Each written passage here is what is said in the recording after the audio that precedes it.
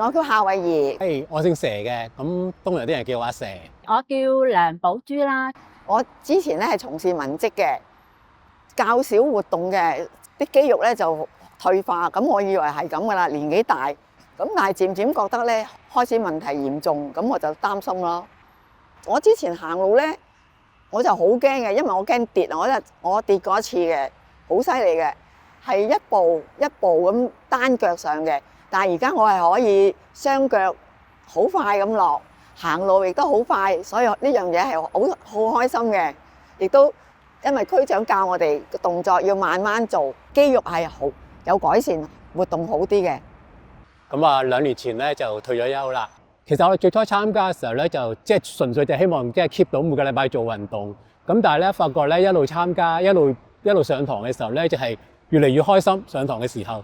因為咧我哋個導師帶我哋做到好多唔同嘅活動啦，好多元化啦，咁亦都一啲都唔刻板啦，變咗我係好一路做嘅時候係好樂意去做。其實呢個課程咧好得意㗎，佢除咗有戶外課之外啦，其實每一個月咧會有一堂嘅戶外課嘅。咁啊，導師區長會帶我哋去，除咗做運動之外，就去唔同嘅地方去遊歷啦。所以其實係好開心嘅。呢班50加60加嘅朋友咧，咦？而又唔係我，因為初初咧個個都好似你唔睬下我，我唔睬下你咁樣。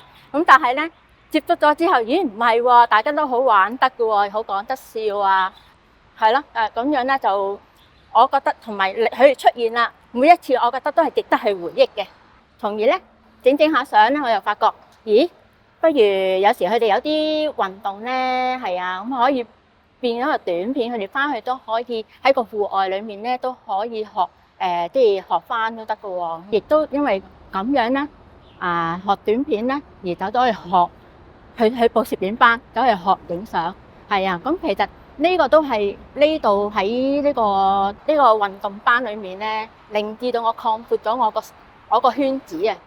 係各位50加，無論你有做運動冇做運動，你做運動正唔正確，你參加咗呢個運動之後咧，咁個人咧會開朗，無論身心都健康。咁呢個係值得我哋去投資咯。包你有好嘅結果，身體更加好，一定要參加。多謝。